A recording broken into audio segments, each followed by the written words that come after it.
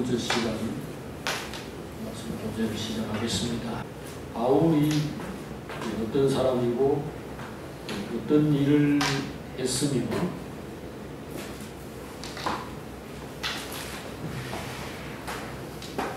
이 바울의 사역 그리고 그의 인격, 그가 우리에게 가르치는 말씀, 이것들을 좀 생각을 하고 있습니다. 우선 바울이 어떤 사람이었는가, 그의 일생과 또 그 인생의 특징을 한 7가지 정도로 이렇게 요약을 해서 한번 생각을 해보는 것이 좋을 것 같습니다. 바울은 어떤 사람이었는가? 자, 첫 번째로 바울은 예수 그리스도의 사도, 복음의 사도였다. 이 말을 먼저 해야 될 것 같습니다. 바울 하면은 그리스도입니다. 바울이 많은 일을 했겠지만 결국 이분의 관심, 그리고 실제로 사람들에게 뭔가를 해주려고 했던 그것은 바로 그리스도였습니다. 그리스도를 전하고 그리스도가 그 사람들 안에서 살아서 역사하고 그 사람들을 새 사람으로 만들고 결국은 이제 그리스도의 신부, 주님의 형제들, 이거를 만들게 하는 이것이 바울의 일생이었습니다. 이걸 이제 주로 이방인들에게 했다는 것이 이제 다른 사도들과 비교할 때 좀 차이점이라고 할 수 있습니다만은 그 누구한테 했느냐가 중요한 게 아니고 결국 무슨 일을 했느냐가 중요한데, 예수님의 모든 제자들도 역시 본질적으로 그리스도를 전했다. 그리스도를 말하고 그리스도의 구원을 사람들에게 알게 하고 적용시키고 그렇게 했다라는 것입니다. 원래 바울은 전혀 이 그리스도와는 상관이 없던 사람이었죠.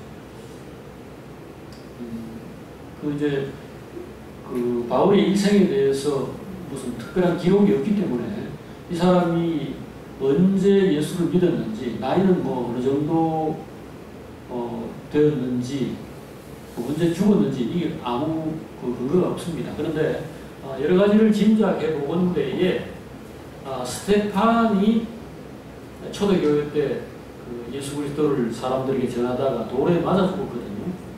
그러니까 말하자면 지금으로 말하자면 어디 절 한복판에 들어가가지고 불교는 엉터리다 이렇게 외치는 것처럼 그 유대인들에게 이 예수 그리스도를 증언하는 일은 굉장히 위험한 일인데 그런 성경에 사로잡혀가지고 용감하게 이제 이렇게 그리스도를 전했죠. 결국은 이제 돌에 맞아 죽었는데 그 죽을 당시에 그 사람들이 이 행동은 살인이나 폭력이 아니고 옳은 행동이다. 왜냐하면 이거 지금 나쁜 놈이니까 이거 살려두면 안 될 그런 죄인이기 때문에 우리가 정의로운 일을 한 거다. 이거를 표시하기 위해서 어떤 증인에게 사람들이 옷을 이렇게 갖다 놓았다라는 내용이 사도행전에 나옵니다.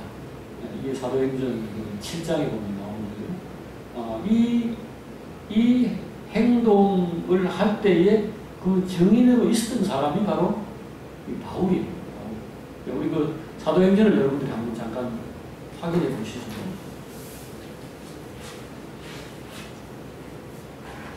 여기 보면 이제 스데반이 2절부터 쭉 이스라엘 역사를 이야기하면서 예수가 그리스도인데 너희들이 그걸 모르고 이렇게 예수를 박해하고 심지어 십자가에 못 박아 죽이기까지 했다. 그러면서 너희들은 아주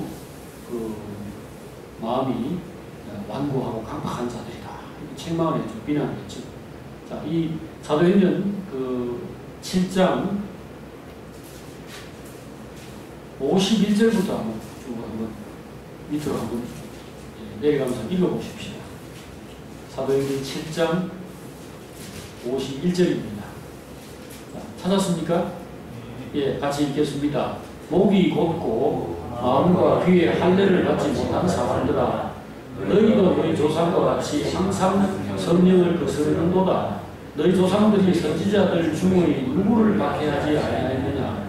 의인이 오시리라 예고한 자를 그들이 죽였고, 이제 너희는 그 의인을 잡아준 자요 살인한 자가 되나니, 너희는 천사가 전한 율법을 받고도 지키지 아니하였도다 하니라. 그들이 이 말을 듣고 마음에 찔려 그를 향하여 이를 갈거늘 스데반이 성령 충만하여 하늘을 물어 주목하여 하나님의 영광과 및 예수께서 하나님 우편에 서신 것을 보고 말하되, 보라, 하늘이 열리고 인자가 하나님 우편에 서신 것을 보노라 한데, 그들이 큰 소리를 지르며 귀를 막고 일제히 그에게 달려들어 성 밖으로 내치고 돌로 칠세 증인들이 옷을 벗어 사울이라 하는 청년 발 앞에 두니라.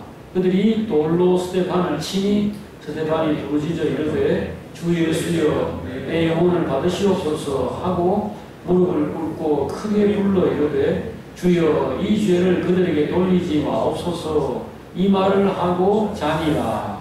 예, 죽었다는 뜻입니다. 이렇게 영광스럽게 죽었는데, 반대편에 있는 사람들, 즉 이 바울을 스데반을 돌로 쳐 죽인 이 사람들은 우리가 옳고 저놈은 죽어서 마땅하다, 이제 그 입장이었죠. 그것을 입증하기 위해서 증인들을 세운 겁니다. 이 행동은 이제 요즘 말로 하면 이 뭐 블랙박스 이런 카메라나 CCTV 이런 거에 이제 찍힌 걸 가지고 나중에 누가 옳은지 이게 잘한 건지 못한 건지 판단해 보자, 이런 뜻으로 증인들이 몇몇 사람이 나타나가지고 그 옷을 벗어가지고 바울 앞에 갖다 놨다는 겁니다. 그러니까 이 바울이 이때 이미 있었다는 얘기죠. 근데 그때는 이 사람도 바로 예수를 죽이고 스데반을 죽이는 그런 쪽에 속해 있었던 사람이다 라는 게 여기 나와 있죠. 이 스데반의 순교는 언제 있었는가? 이걸 가지고 우리가 바울의 나이를 추정하는 겁니다.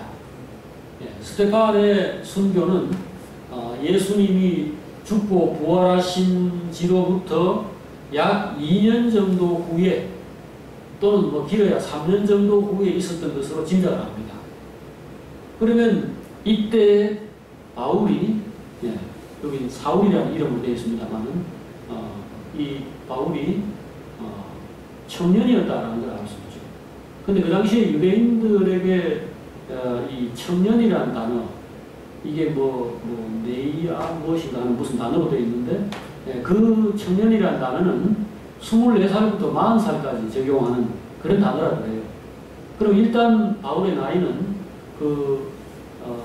예수님 돌아가시고 한 3년쯤 후에 24살부터 한 40살쯤 된 사람이다, 이렇게 짐작을 하지요. 그런데 여기 증인은 지금 여기서 증인 중에서도 대표 증인입니다. 그래서 증인들이 옷을 그 앞에 놓았다, 이런 어떤 의식이 하나의 그 상징적인 행동인데, 그러니까 말하자면 바울이 대표 증인이라는 뜻입니다. 당신 똑똑히 봐놓고 나중에 여기에 대해 딴소리 하지 말고, 이게 어떠해서 우리가 사람을 죽였는가를 당신이 꼭 나중에 본대로 이야기하시오. 그 대표자가 바로 바울이라는 겁니다. 그러면 이런 대표자가 되려면 24살 가지고는 안 돼요. 유대인들은 기준이 하나 있습니다. 적어도 아무리 젊어도 뭔가 어떤 일에 책임적인 위치에 있으려면 30세. 다윗이 30세 왕이 되었고, 뭐 이런 것들을 일단 떠올릴 수도 있고, 요셉이 30세 애굽의 총리가 되었다. 아마 그런 것들이 어느 정도 기준으로 작용하지 않았나 싶은 생각이 드는데, 30세 이상이 되어야 적어도 책임 있는 위치에 있을 수 있다, 이렇게 본다는 겁니다. 그래서 스데반이 죽을 때가 주님 떠나시고 난 다음에 3년쯤 후니까 스데반은 예수님보다 한 3살 적다. 만약에 30세였다면 그렇게 짐작을 해보는 거죠. 그리고 나중에 그 빌레몬서라고 하는 성경에 그 오네시모 집에 이제 종으로 있던 빌레몬 집에 종으로 있던 오네시모에 관해서 그 좀 잘 봐줘라 이런 내용을 이제 그 편지를 써보는 게 빌레몬서인데 그 빌레몬서에 자기가 지금 노인이다라는 말을 썼습니다. 나는 늙었다, 나는 나이가 많다 라는 단어를 썼는데 그 용어는 유대인들 사회에서 60세를 뜻하는 단어라고 합니다. 그러면은 그걸 짐작해보면 그때는 그 때가 나와 있어요. 그 빌레몬에게 이 편지를 보낼 때는 주후, 그러니까 AD 62년경이라고 합니다. 62년경에 약 60살이다. 그러면 지금 이 32년경에는 몇 살이겠죠? 30살이죠. 그래서 악보를 맞춰보면은 바울은 예수님보다 한 두세 살 적은 AD 한 2년이나 3년, 늦어도 AD 10년생 정도 이런 것으로 됩니다. 그런 이제 바울의 그 나이라 할까요? 그 인생을 이렇게 좀 해볼 수 있고 계산해 볼 수 있고 그 다음에 바울이 죽은 것은 64년 주후 64년에서 67년 사이에 로마 황제 네로가 자기 도시에 불을 질렀죠. 미쳐가지고 그렇게 한 겁니다. 그렇게 하고는 그게 이제 사실 미친 것도 있지만 정치적인 책략이었는데 그 네로의 그 어떤 폭정이랄까요, 실정 이런 것들을 어떤 이벤트를 일으켜가지고 이제 주의를 딴 데로 돌리고 거기서 모면하려고 벗어나려고 하는 이런 어떤 술책이죠. 그걸 이제 이 도시에 불을 지르는 걸로 그렇게 한 겁니다. 그리고는 이것이 바로 기독교인들이 이 세상을 거부하고 부정하고 세상을 하나님께서 불로 심판하신다는 이런 거를 이제 주장을 하다가 저지른 짓이다. 이렇게 기독교인들에게 도시의 그 방화, 큰 난리가 났겠죠. 서울 시내에 막 불을 질러가 서울시가 한 절반이나 탔다 하면 얼마나 분노하겠습니까? 그래서 그 기독교인들이 다 잡아들여가지고, 막 십자가에 매달고 화형시키고 처형하고 이랬는데, 그때에 바울이 잡혀서 죽었다라는 것이 역사가들의 이런저런 뚜렷한 내용은 뭐 성경 같은 데나 이렇게 나와 있지 않는데 이제 그렇게 전해오는 말입니다. 근데 이제 바울은 로마 시민이었다는 겁니다. 바울은 원래 로마 사람이 아닌데 이 유대인인데 이 길리기아 다소 타르수스라고 하는 그 지역 소아시아에 있는 지금 같은 터키입니다. 터키에 있는 지역인데 그 할아버지가 로마 군대에서 용병으로 가가지고 로마 군대에서 공을 세워서 자기 할아버지 때부터 아버지, 아들, 본인까지 로마 시민권을 얻게 되었어요. 로마 시민권은 당시에 대단한 겁니다. 어딜 가든지 지금 같으면 미국 시민으로 어딜 가나 뭐 이렇게 무사 통과하는 그런 것보다 더 큰 겁니다. 그래서 바울은 로마 시민이었기 때문에 자기는 십자가에 매달려서 주님처럼 죽고 싶었는데 참수형, 그러니까 목을 이렇게 쳐서 죽이는 이제 그것을 당했다. 이렇게 이제 보통 전해져 오고 있습니다. 지금 우리가 이제 바울의 일생 또는 인생을 전반적으로 이렇게 생각을 하고 있는데 어쨌든 이 사람이 바로 스테판을 돌로 쳐서 죽이는 그 자리에 참 잘했다. 저런 놈은 죽어야 마땅하다. 이렇게 하던 사람이었다는 거예요. 기독교인들을 싫어하고 미워하고 박해하는 그런 사람이었죠. 그래서 이 대단히 열정적인 사람이었던 것 같은데 단지 그 어떤 기독교인이 이렇게 그 처단되는 것을 찬성한다 이 정도가 아니고 자기가 잡아다니면서 그렇게 잡아와서 이렇게 제사장에게 넘기고 하는 이런 일을 많이 했다. 이것이 성경에 나와 있습니다. 그러다가 다메섹으로 이 기독교인들 잡으러 가다가 예수님을 만났다는 거죠. 자, 그래서 그 이후로부터는 예수 그리스도의 사도가 되었다. 예수 그리스도의 증인이 되었다. 이것을 우리가 첫 번째 바울의 특징으로 생각합니다. 어제 제가 이 바울이 그 길거리에서 이렇게 예수님을 만나가지고 눈이 멀고 주변에 있던 사람들도 그 상황은 다 똑같이 경험했어요. 근데 보지는 못했고 전부 다 소리는 들었습니다. 소리도 아마 말 소리 같은 것이 아닌 뭐 천둥벼락 소리 같은 그런 걸로 들렸으리라고 생각합니다. 이거는 어떤 주관적인 환상이니까. 근데 바울에게는 똑똑하게 하나님이 예수 그리스도가 자기를 부르시고 또 뭔가 지시하고 말하는 그런 내용으로 들렸고 그다음 눈까지 멀었죠. 그러고 난 다음에 이제 아니야라는 선지자에 의해서 또 치료도 받고 이제 소개도 받고 그러니까 교회 지금까지 엄청난 이런 그 박해자였는데 지금 갑자기 예수 믿는 사람이 되었으니까 사람들이 다 두려워하고 안 받아들이려고 할 거 아닙니까? 그때 아나니아가 잘 소개를 해가지고 이제 형제로 받아들여졌습니다. 그런데 이분이 그때 같으면은 뭐 몇 년도인지는 분명하지 않지만은 그 스테판이 죽고 난 다음에 얼마 안 됐을 거라고 짐작합니다. 지금 이게 사도행전 7장과 9장 사이의 기간을 앞에 이렇게 기사를 들여다보면 별로 그 시간적인 간격이 있는 것 같지 않아요. 그러면 불과 그게 30대 초반, 중반 이 정도였다고 봐야 되겠죠. 그런데 이분이 본격적으로 전도를 시작한 것은 AD 46년부터입니다. 그래 1차 전도에 2차, 3차까지 했다가 예루살렘으로 왔다가 그 다음에 다시 로마로 가는 이것이 바울의 일생이었습니다. 1, 2, 3차 전도 여행의 내용이 자세하게 여기 사도행전에 나와 있기 때문에 우리가 그것을 확인하는 겁니다. 47년에 전도를 시작했다. 그럼 그 사이에 스테반이 죽었을 때가 AD 32년이라고 아까 일단 가정을 했습니다. 그리고 그 뒤에 한 2년이나 있다가 예수를 만났다고 합시다. 그럼 AD 34년? 근데 46년에 전도를 했다. 그럼 이 사이에 적어도 12년, 13년 이런 공백이 있잖아요. 근데 어제 우리가 그걸 어떻게 생각했죠? 일단 성경에 나와 있는 것은 갈라디아서 1장에 내가 3년간 아라비아 광야로 갔다. 이렇게 말을 했어요. 그러니까 3년은 일단 완전히 두문불출을 하고 어디 광야에 가가지고 사막이죠.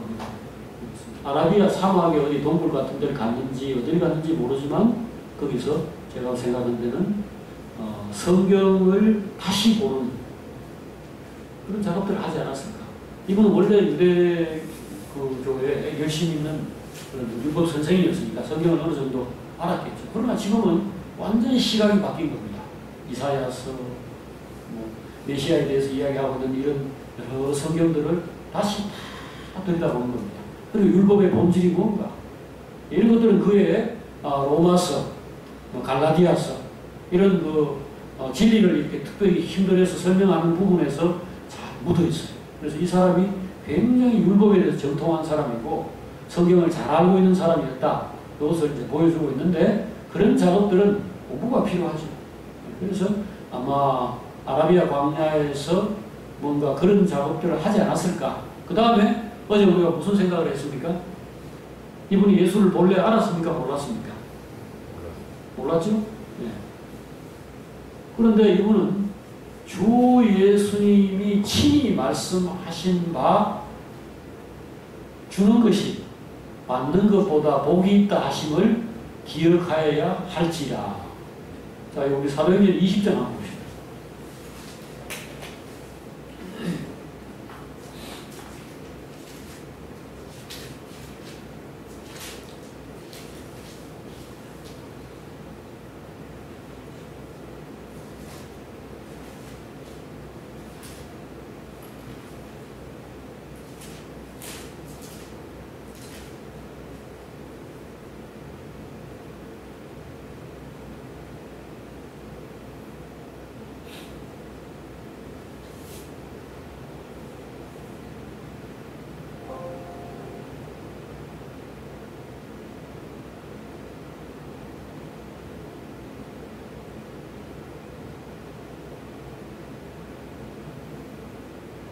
예, 35절입니다.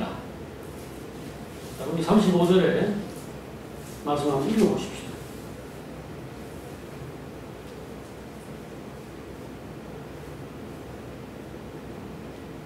예, 다 같이 범사에 여러분에게 모범을 보여준 바와 같이 수고하여 약한 사람들을 돕고 또 주 예수께서 친히 말씀하신 바 주는 것이 받는 것보다 복이 있다 하심을 기억하여야 할지니라. 자, 이거를 이분이 어떻게 알까요? 이 주님을 따라다녔습니까? 이분은 주님의 제자가 아니에요. 근데 이것은 뭡니까? 주님의 의로 주님이 뭐라고 이야기했는지 이거 아직 그때 성경도 없었을 텐데 예, 그 들었던 사람들 예, 이런 사람들에게서 주님이 평소에 어떤 말씀을 하셨습니까? 이런 것들을 묻고 듣고 배우고 해가지고 예수님의 생애 그의 가르침 그가 하신 일들 이걸 머릿속에 다 담아놓은 겁니다. 그래서 어제 제가 우리가 그리스도의 터 위에 집을 지어야 된다 이 얘기를 하면서 예, 이 터는 뭐라고요? 예, 예수 그리스도다. 그러니까 예수 그리스도라는 집을 지으려면 예수 그리스도를 알아야 된다 그런 얘기입니다. 우리가 지금 추구하는 게 뭡니까? 그리스도의 형상을 이루는 겁니다. 우리 그리스도를 닮는 거예요. 그리스도 같은 사람이 되는 겁니다.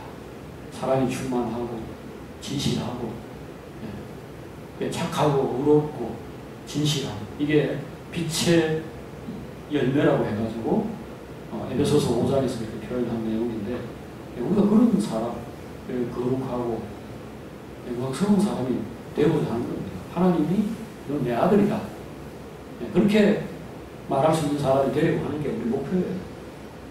그러려면은 지금 내가 어떤가 하는 것을 알아야 되는 거예요.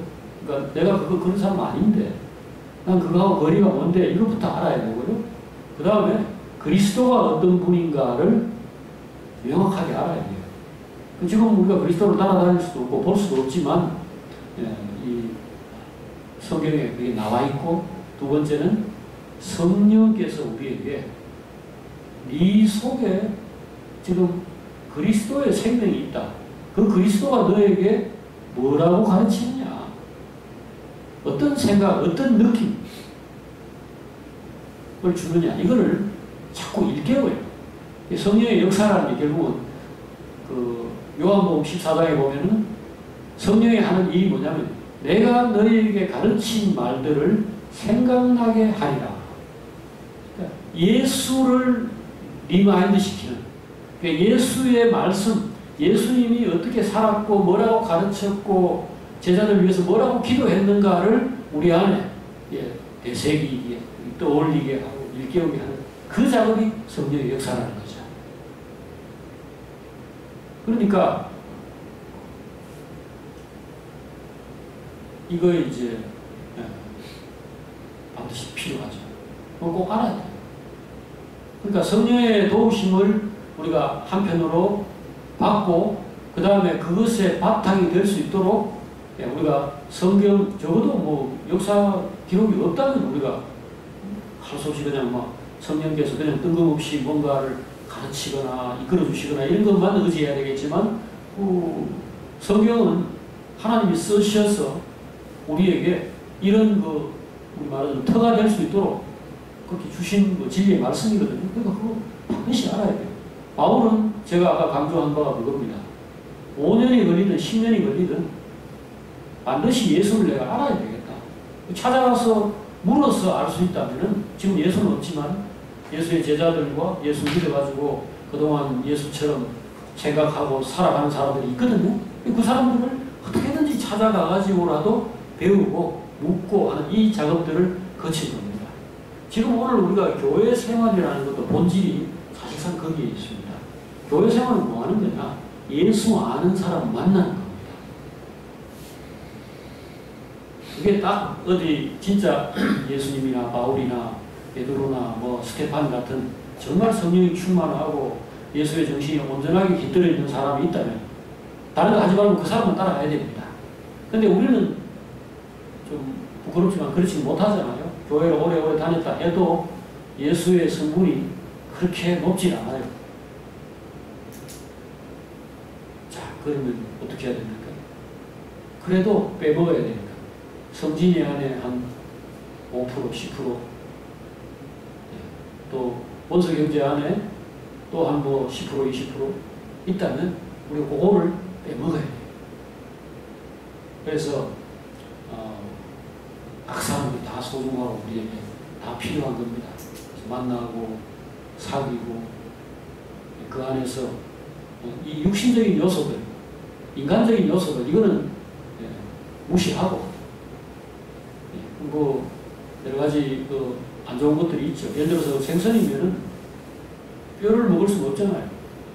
그 뼈와 가시, 머리 이런 부분은 그냥 버려놓고 살만 골라서 먹는 심정으로 얼마든지 하죠. 필요한 것만 취할 수 있으니까. 그래서 교회 생활을 하실 때 반드시 긍정적인 마음으로 해야 됩니다. 이 마음을 열어가지고 어떻게든지 뭔가를 내가 흡수하겠다. 그 사람을 비난하거나 니는 이런 문제가 있으니까 아니야. 니는 저런 문제가 있으니까 아니야. 이렇게 하게 다 잘라내버리면 쓸 게 하나도 없어요. 아무도 교제할 수 없습니다. 교제할 가치가 없어요. 그런데 벌은 꽃에서 다른 거 다 필요 없고 꿀만 딱 빨아내는 것을 배워야 합니다. 바울이 어떻게 형제들을 찾아다니면서 그 안에서 그리스도를 섭취했는지는 모르겠지만 적어도 바울은 그것을 했다는 사실이 중요합니다. 이전에 율법 선생이었던 것처럼 지금은 내가 그리스도의 말씀에 선생이 되어야 한다. 내가 주님의 정신이 어떤지를 명확하게 이해하고 그것으로 또 내 삶을 또 실제로 그렇게 살아가지고 내 속에서 주님의 말씀이나 주님의 정신이나 주님의 감정이 술술 흘러나올 수 있도록 돼야 된다. 이것이 바로 이 사람이 처음 한 일입니다. 그게 바로 뭡니까? 틀을 닦는 거죠. 이게 바울이라는 한 개인의 인생에 있어서도 그것이 터가 되고요. 그 다음에 자기가 하려고 하는 일과 관련해서 이 사람이 하려고 하는 일이 뭐라고 그랬습니까? 교회를 교회를 짓는 거잖아요. 교회를 건축하는 거예요. 교회를 건축하는데 어떤 사람이 시멘트하고 그 모래 배합 비율하고 그 다음에 그 안에 철근을 어떻게 하고 유리창을 뭐로 끼우는가 이것밖에 모른다면은 이 사람은 교회를 지을 수 없는 겁니다. 그거는 건물 짓는 사람이지 교회 짓는 사람이 아니잖아요. 교회 지으려고 하면 헌금을 어떻게 받아내가지고 어떻게든지 돈이 있거나 없거나 사람들한테 돈을 끌어내가지고 이거 한 20억이나 50억을 마련해야 된다. 이것밖에 생각이 없고 그것밖에 모르는 사람은 교회를 못 짓는 거죠. 교회라는 건 인격이고 그건 사람이고 어떤 종류의 사람 단체입니다. 하나님을 닮았고 하나님의 정신과 그 하나님의 영광이 드러나는 그런 인간 단체 아닙니까? 그러려면 하나님을 당연히 먼저 알아야죠. 집사, 장로, 목사, 무슨 구역장, 자, 이것은 조직이고, 그 다음에 그들이 모일 수 있는 이런 장소, 건물까지 포함해서 실제로, 교회라는 걸 만드는 데는 많은 여러 가지 활동들이 필요합니다. 많은 요소들이 있어요. 그래서 그런 것들을 하는 것을 우리가 잘못됐다고 말할 수 없습니다. 하지만 제일 중요한 것은, 제일 중요한 터, 이것은 바로 하나님을 아는 것이다.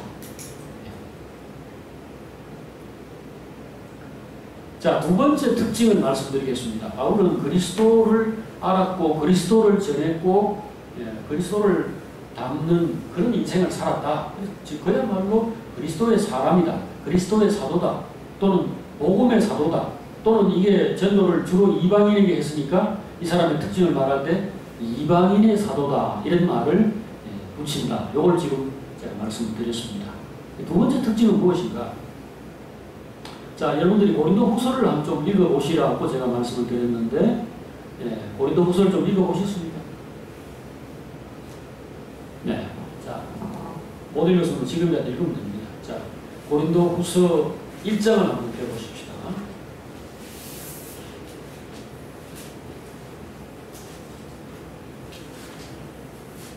자, 이분이 이제 이 고린도 교회 형제들에게 이게 이제 두 번째 보낸 편지이니까 후서라고 이렇게 아마 이름을 붙였을 텐데, 앞에 첫 번째 편지, 즉 고린도 전서에서는 여러 가지 그들의 삶의 그 문제들을 주로 지적하는 그런 이야기를 했습니다. 그래서 이게 문제고 저게 문제고 이럴 때는 이래야 된다. 그런 이야기를 이제 주로 했는데, 고린도 후서는 어떻게 시작되었는가? 자, 여기에 하나님을 말하면서 하나님을 이런 식으로 표현을 하고 있습니다. 자, 3절부터 읽어 나가겠습니다. 3절부터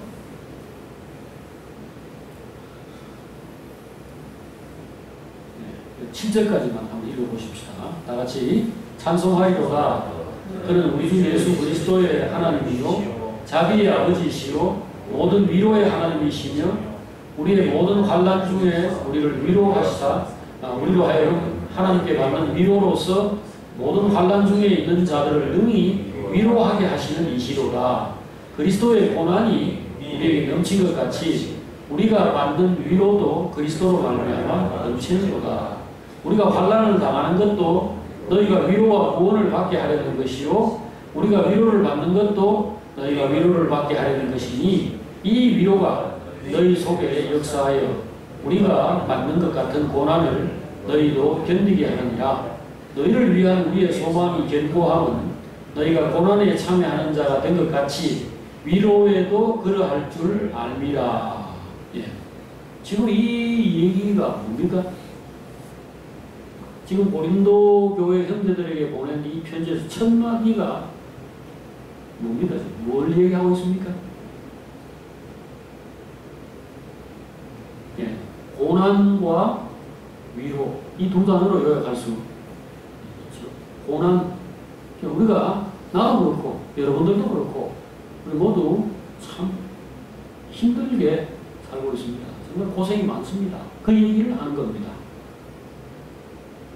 자, 그래서 바울이 어떤 사람인가를 이야기할 때 우리가 두 번째로 말할 수 있는 것은 이분이 참 고난을 많이 겪었다는 겁니다. 이것은 예수님의 인생을 이야기할 때도 똑같이 적용될 수 있습니다. 왜? 이분이 지금 예수를 따르다가 예수의 인생을 덤터기 쓴 거니까요.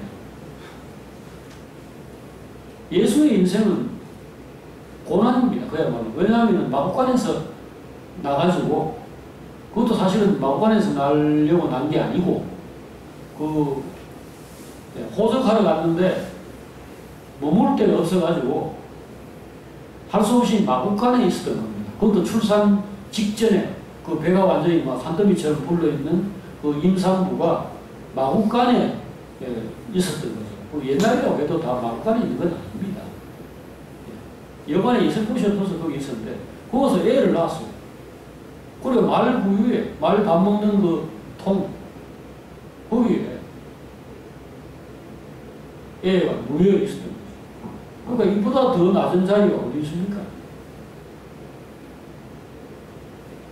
그러니까 여기 무슨 쓰레기통 같은 그런 데 이제 결국 애를 놓아본 꼴이고 지금 같으면 기겁을 하겠죠. 거기서 나가지고 나사렛 사람으로 이렇게 어렵게 크다가 그 다음에 이제 세상에서 본격적으로 활동을 하실 때에 많은 사람들로부터 살해 위협을 당하고 이렇게 멸시받고 고통당하고 그래서 이분이 그 어디서 식사를 하거나 대접을 받거나 머무르던 장소들은요 적어도 성경에 나오는 한 문둥병 환자의 집이고 베다니에 있던 시몬의 집이라고 하는데 그 시몬은 바리새인이었어요. 그러니까 바리새인이면 유대교에 있어서 상당히 그래도 존경받고 괜찮은 사람인데 문제는 나병 환자였다는 겁니다. 그러니까 버림받은 사람이었겠죠. 가난하고 어려웠고 그 사람이 나사로가 아닌가 죽었다 살아난 그 나사로 그렇게 짐작을 하는 사람들도 많습니다. 그 베다니에 머물렀던 그 집이 분명히 나사로 그리고 마르다, 마리아, 예, 뭐 누나인지 동생인지 모르지만 하여튼 그 오빠하고 그 여자 형제들이 있는 그 집이었는데 그것이 어느 곳에서는 예, 그 문둥병자 시몬의 집 또는 바리새인 시몬의 집이라 이렇게 되어 있으니까. 그런데 여하튼 뭐 그런 겁니다. 그리고 앉아서 식사했던 사람들이 죄인들과 세리다 이렇게 비난받은 내용이 있는 걸 보면은 창녀들하고 식사를 한 거죠. 그러니까 예수님을 그 당시에 그 지위가 있고 그 사회에서 제법 그럴듯하다고 할 만한 사람들은 영접하여 드리지 않은 겁니다. 그러니까 평생에 12제자들도 다 대부분 보잘것없는 사람들입니다. 지금 우리 보면 왜 서울에 무슨 이렇게 아주 큰 교회 이런 사람들에게 이렇게 무슨 건물만 봐도 이렇게 대단하다라고 느껴지는 교회 안에 구성원들은 대부분 뭐 사회적으로 높은 지위를 가졌거나 부유한 사람들이 많이 있어요. 그런데 예수님의 제자 가운데서는 가룟 유다 한 사람만 그런 대로 내놓을 만한 사람인 듯한 느낌이 들고요. 나머지는 다들 별로예요. 그러니까 예수님은 본인도 보잘것없고 다른 사람들도 가난하거나 여러 가지로 어려움이 있는 이런 사람들이 그렇게 주님을 영접했다는 것을 짐작할 수 있습니다. 그리고 마지막에는 뭐 다 아시는 바와 같이 십자가에서 사형수, 처형당하는 걸로 인생을 마감한 겁니다. 그 이유가 뭡니까? 예수님은 뭐 때문에 낮은 자리에 출발해서 땅바닥을 기다가 마지막에 역시 최악의 최하의 그런 마지막을 맞이했는가? 이유가 뭡니까?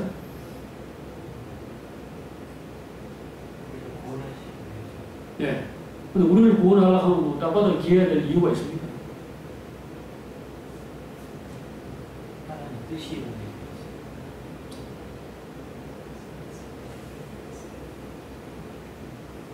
예. 기능적으로 말하면 예수님이 십자가에 죽어야 우리가 구원을 받고 이런 것이 있기 때문에 결과론적으로 우리가 그렇게 말할 수 있죠.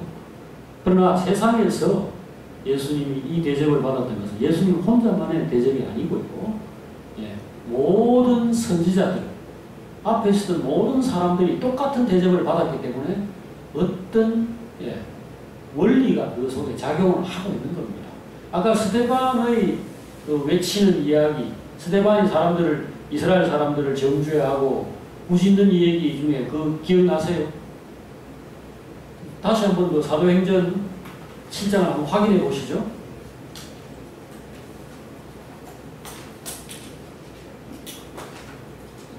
(7장) 52절에 51절, 52절이 그 내용입니다. 우리가 읽었던 그 첫 부분이죠. 자, 7장 52절이 뭐라고 되어 있습니까? 너희 조상들이 선지자들 중에 누구를 박해하지 아니하였느냐? 다 그랬다는 겁니다. 그 다음에 마태복음 23장을 한번 펴보십시오. 자, 복음서에 그 신약성경 제일 앞부분에 마태복음 거기에 23장 34절입니다. 34절부터 35절 쭉 그렇게 이제 그 37절까지 한번 쭉 한번 읽어보겠습니다. 34절입니다. 자, 23장 다 같이. 그러므로 내가 너희에게 선지자들과 지혜 있는 자들과 서기관들을 보내매 너희가 그 중에서 더러는 죽이거나 십자가에 못 박고 그 중에서 더러는 너희 회당에서 채찍질하고 이 동네에서 저 동네로 따라다니며 박해하리라. 그러므로 의인 아벨의 피로부터 성전과 제단 사이에서 너희가 죽인 마가랴의 아들 사가랴의 피까지 땅 위에서 흘린 의로운 피가 다 너희에게로 돌아가리라. 내가 진실로 너희에게 이르노니 이것이 다 이 세대에 돌아가리라. 예루살렘아, 예루살렘아, 선지자들을 죽이고 네게 파송된 자들을 돌로 치는 자여 암탉비 그 새끼를 날개 아래 모음같이 내가 너의 자녀를 모으려 한 일이 몇 번이더냐. 그러나 너희가 원하지 아니하였도다. 예. 예수가 왜 고통을 겪고 비참하게 살다가 비참하게 죽어야 했는가? 예. 바로 여기 마지막 구절에 예. 답이 나와 있습니다. 너희가 원하지 아니하였도다. 하나님을 싫어했기 때문입니다. 의인을 싫어했고 부담스러워했고 받아들이고 싶지 않았기 때문입니다. 우리 안에 어떤 사람이 현재 우리가 살아가고 있는 삶을 어렵게 만들고 말마다 우리 욕을 섞어서 한다든지 누구를 비난하거나 원망하는 말들 할 때마다 그러면 안 됩니다. 그렇게 하지 말고 우리 축복하고 좋은 말로 합시다. 누가 우리 무슨 말을 할 때마다 옆에서 계속 그렇게 해서 우리를 제재한다면 우리 어떨까요? 어떻겠습니까? 그 다음 내가 이렇게 치킨을 먹으려고 하고 맥주를 한잔 마시려고 하고 뭐 특별히 잘못하는 것도 아닌데 또 밥을 먹을 때 오늘 이거 맛있네 좀 많이 먹자 이럴 때마다 옆에 숟가락을 뺏고 그러지 마라. 다이어트 해야 된다. 오래 살려면 일하면 안 된다. 이렇게 말을 한다면 어떨까요? 싫겠죠. 옳든지 그러든지 나를 부인하는 겁니다. 나의 삶, 나의 생각, 나의 기분 이걸 짓밟는 거예요. 결국 좋아할 수 없습니다. 그래서 하나님은 인기가 없습니다. 사람들이 하나님을 사랑하느냐, 좋아하느냐, 의지하느냐라고 묻는다면 한편으로는 분명히 예스입니다. 왜냐하면 필요하니까. 내 어려울 때 하나님 필요하고 또 받아야 되고 또 뭔가 모를 때, 막막할 때 그 인도자가 있어가지고 나를 이끌어 주기를 우리는 바라죠. 하지만 그렇지 않을 때는 세상에서 제일 귀찮고 필요 없는 것이 하나님입니다. 또는 하나님 노릇을 하는 자. 나를 주관하고 나를 장악하려고 하고 자기 뜻대로 하려고 하고 가장 싫습니다. 제가 이 말씀을 왜 드립니까? 바울의 일생이 고난이었다라는 것을 설명하기 위한 것입니다. 바울만 고난을 당했다는 겁니까? 예수님도 고난을 당했고 그 앞에 있었던 하나님이 보내셨던 모든 종류의 의인들, 선지자들 다 똑같은 고난을 당했다는 겁니다. 이것은 모두 사람의 본성과 관련이 있는 것이고 또 사람 배후에서 사탄이 사람을 조종하고 사람을 자극하는 이런 것들도 그 배경에 있고요. 그 다음에 사람들이 왜 그렇게 사탄은 의인을 싫어하고 사람들은 의인을 싫어하는가? 하나님이 부담스럽고 불편하고 안 죽으려고 간단히 말해서 하나님은 사람을 꺾어가지고 꺾어서 제대로 된 사람 만들고 지금의 이 욕심이나 그릇된 생각이나 잘못된 삶의 길을 변화시켜서 꺾어서 옳은 인간을 만들고 영생하도록 하나님께서 사람을 타격하시고 꾸짖으시고 이렇게 하시는 건데 어쨌든 그것이 내 입장에서 그 큰 건 안 보이고 당장에 나를 불편하게 하고 나를 부정하고 자꾸 나는 내대로 뭔가 그래도 열심히 살아왔는데 자꾸 틀렸다 그러고 그러면 안 된다 그러면 안 된다 이 얘기만 하니까 싫은 것입니다. 이건 지금 여러분과 제 안에 현재적으로 작용하고 있는 속성입니다. 그렇지 않습니까?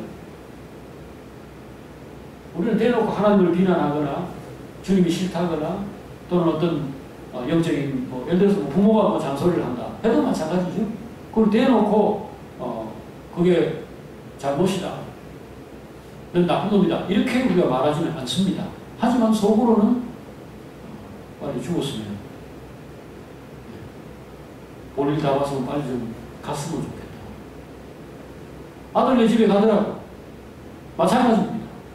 부모가 거기 오래 머물러 있으면서 집에 냉장고 뒤지고 뭐 이거 쳐다보고 저거 쳐다보고 이랬으면은 싫죠. 그럼 이 사실이 말해주는 바가 뭡니까? 오늘 여러분과 저의 인생이 만약에 바르게 살고 본성을 거스려 살고 죄 짓지 않고 정의롭고 진실한 삶을 살겠다고 결심하면 그날부터 많은 싸움을 싸워야 한다는 겁니다. 첫째는 자기와 싸워야 되고 마귀와 싸워야 되고 그래서 우리가 교회 생활을 할 때도 사실은 고난이라는 걸 반드시 머릿속에 한 자리 중요한 자리를 하나 마련해 놓고 그 고난이 예상된다. 고난이 있을 것이다. 이거를 확실하게 해놔야 합니다. 그러지 않으면 실패하게 됩니다. 결혼할 때도 마찬가지입니다. 이 성진이는 결혼을 하겠지만 결혼을 하면은 내가 예뻐하고 뭐 뽀뽀하고 싶고 그냥 이렇게 같이 있으면 편안해지는 친구를 내가 데리고 산다. 그리고 그뿐이다. That's all. 아닙니다. 절대로 그렇지 않습니다. 하나님을 모셔놓은 것이고 선생님을 모셔놓은 것이고 경쟁자 누가 잘났냐 누가 크냐 남편과 아내 사이에서 소소한 일에도 서로 인정받고 서로 대접받고 서로 배려받고 하는 문제로 갈등을 일으키는 한 사람을 모셔놓은 겁니다. 그러면 거기에 따르는 필연적인 결과 고난입니다. 고난. 이거 지금 못 알아들으신 분 여기서 한 분도 없죠. 다른 사람과 함께 산다는 것이 무엇을 뜻하는 것인가 이거를 모른다면 그 인생은 결국 더 큰 낭패를 당하게 될 것입니다. 오늘 바울은 일생이 고난이었다는 거예요. 이 사람은 무슨 죄를 지었나? 죄진 거 하나도 없어요. 이분은 지금 무슨 뭐 도둑질을 하고 다녔다든지 욕심을 부려가지고 뭔가 인생을 어렵게 만든 내용이 하나도 없습니다. 어디 가든지 사람들 사랑하고 위하고 도와주려고 하고 치료해주고 가르쳐서 바른 길 가게 하고 그거 했는데 자기의 일생은 고난이 가득했다는 거예요. 이건 고린도 교회 형제들에게도 통하는 바로 그 서로 공감하고 말만 뭐 한마디만 꺼내도 바로 전부 다 맞습니다 맞습니다 이렇게 할 수 있는 주제이기 때문에 고린도후서 1장에서 바로 이야기할 때 고난을 이야기할 겁니다. 그러나 더 중요한 사실 고난이 끝이 아니라는 겁니다. 여기 지금 고린도전서 1장을 다시 한번 여러분 펴보십시오. 고린도후서 1장에 보면은 찬송하리로다라는 말로 시작이 되고 있습니다. 고난 때문에 괴로워 죽겠다 이게 아니고 여기 지금 이야기는 하나님이 자비의 하나님이고 위로의 하나님이다. 더 구체적으로는 4절에 모든 환난 중에서 즉 모든 고난 중에서 우리를 위로하셔서 그 고난을 견딜 수 있게 하시는 하나님이다. 이거를 말하고 있는 거잖아요.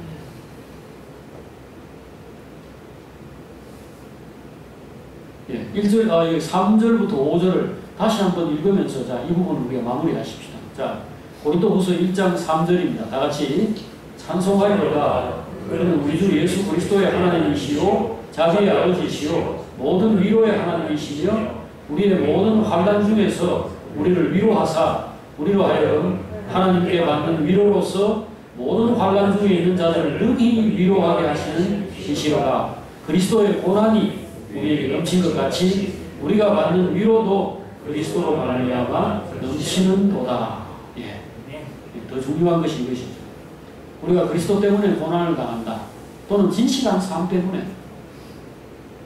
바르게 살려고 하면은 첫째 남하고 싸우는 건 둘째치고 내하고 싸워야 돼. 내 육신 자체가 바르게 사는 걸 원하는 것이 아니라 욕망대로 살기를 원하기 때문입니다. 치킨 먹으려고 하는 자가 누구냐? 냅니다. 네.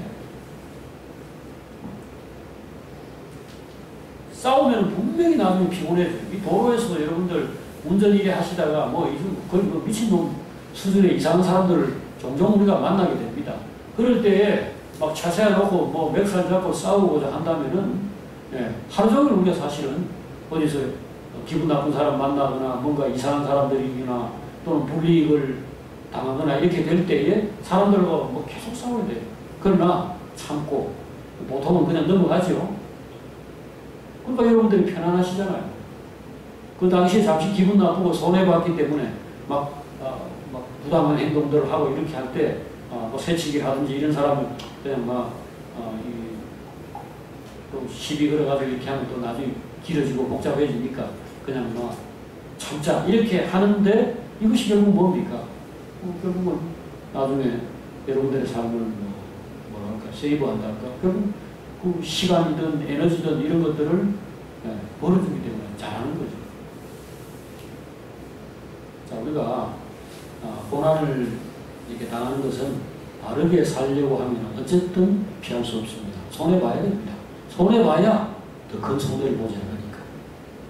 양보하고 희생해야 나중에 궁극적으로 더 나은 삶을 누릴 수 있기 때문에 그래서 모든 사람에게 관용하고 원수도 용서하고 그렇게 하라고 주님이 이야기하시는 겁니다. 이게 생명의 법칙이에요. 고난 뒤에 위로라는 게 있다는 것도 또 다른 중요한 내용입니다.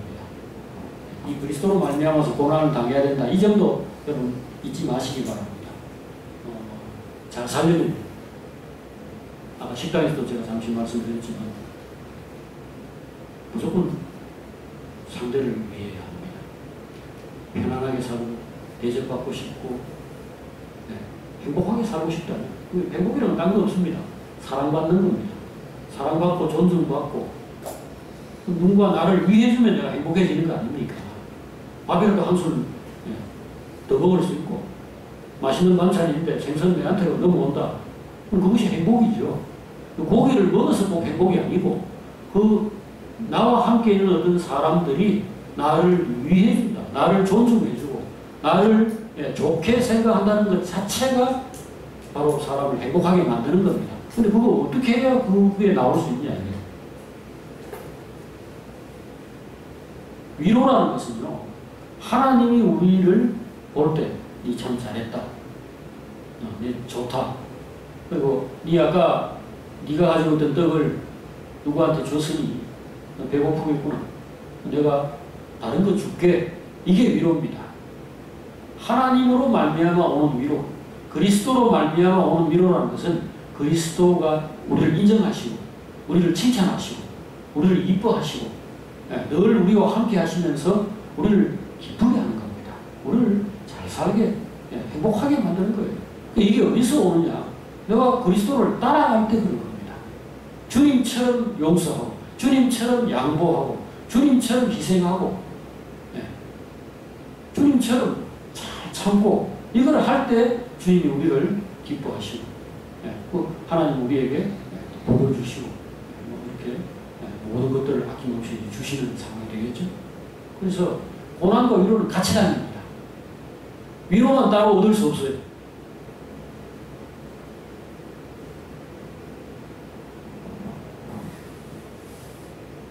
이 빛과 열 같은 거, 지금 이 장렬한 지금 태양이 비치는 지금 5, 6월, 옛날에 음력 기준으로 5, 6월이라고 지금 이제 7, 8월이에요.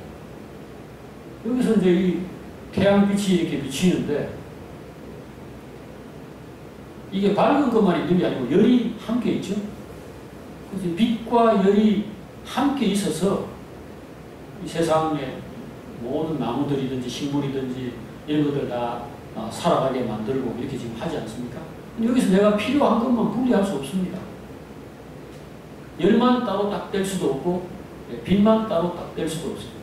그리고 지금 날씨 뜨겁고 이러한데 이게 이제 여름에 그 식물들을 막 진짜 막 무성하게 자라게 만드는 그런 그건데 여기서 식물들은 잘 자라는데 뜨거운 햇볕은 없으면 좋겠다. 이럴 수는 없어요. 반드시 같이 갑니다. 무엇과 무엇이 같이 간다고요? 고난과 위로. 그리고 그리스도와 고난. 그 다음에 그리스도와 위로. 이해하시겠습니까? 이건 분리할 수 없습니다. 그 결혼하면 뒤에 뭐가 따라갑니까? 결혼 뒤에 단어가 뭡니까? 고난입니다. 그 다음에 결혼 뒤에 무슨 단어가 따라오죠? 위로가 따라옵니다. 그 기쁨이라고 말하는 분이 더 편하겠죠.